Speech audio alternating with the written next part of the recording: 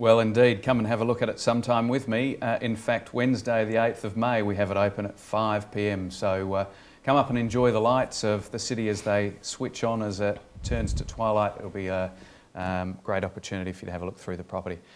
Still in the studio with me is Toby Stapleton. And Toby, a couple of email questions that have come in throughout the show.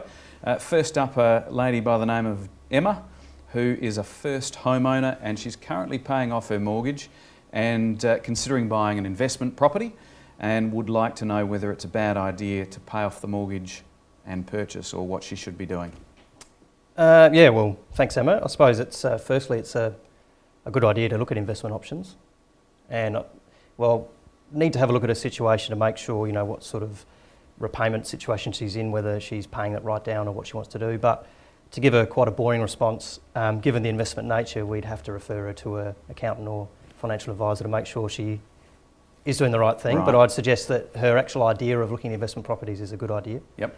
And so for my benefit, if you owned a property that you were had almost paid off, obviously often it's a good idea to leave the mortgage registered so that you can draw against it again.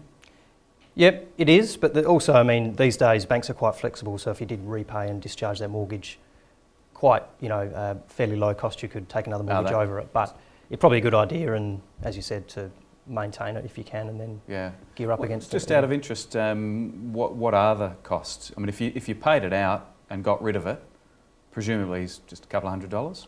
Yeah, I mean, assuming you've got a variable rate loan. Yep. Legislation changed in July 2011, whereby banks now, they can't charge an early repayment penalty for you to repay your loan. So you can pay it out, and you're looking at a couple of $100 for admin fees, maybe $350, $400 plus your government discharge fees. So you pay those and then essentially pay them again when you take another mortgage. So it's fairly minimal in the scheme of things, and can be done quite easily. Okay, so save a couple of $100. Save a couple $100, yeah. All right, no worries. Well, that's a good answer for Emma, hopefully. No problems. Over to you.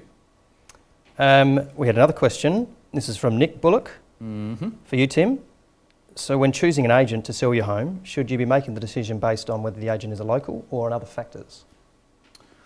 Well, if I was the local agent, certainly I'd be saying based on being local. No. Probably there are a lot more factors than having a local person looking after your property, I'd suggest. Clearly, from a totally subjective point of view, you'd be wanting to make sure that the agent and the company that you're dealing with can provide good marketing, good advice. It's not difficult nowadays with all the statistics and data we have at our fingertips to work out what properties are worth. So being local or otherwise probably becomes less relevant.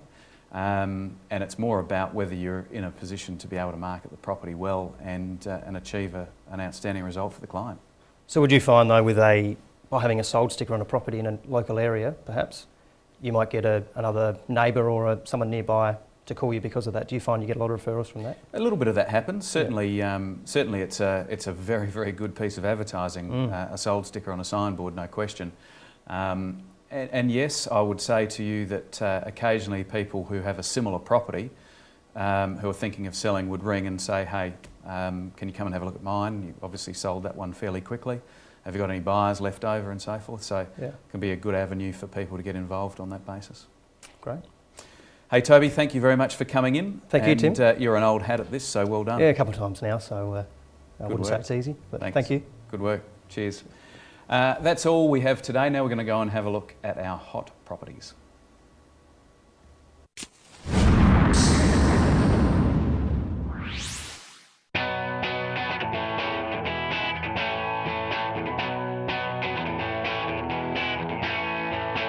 Well, that's all we have time for on today's show. Now, if you missed the show or indeed want to go back over and have a look at a particular part of it, you can always podcast it or indeed look it up on our website, TOOP+TOOP.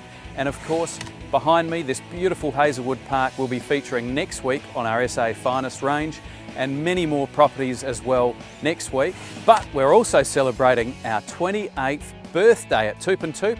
So there'll be a little bit of detail about that on next week's show again also. So if you're wanting to join us, 1 p.m. next Wednesday right here on TOOP TV.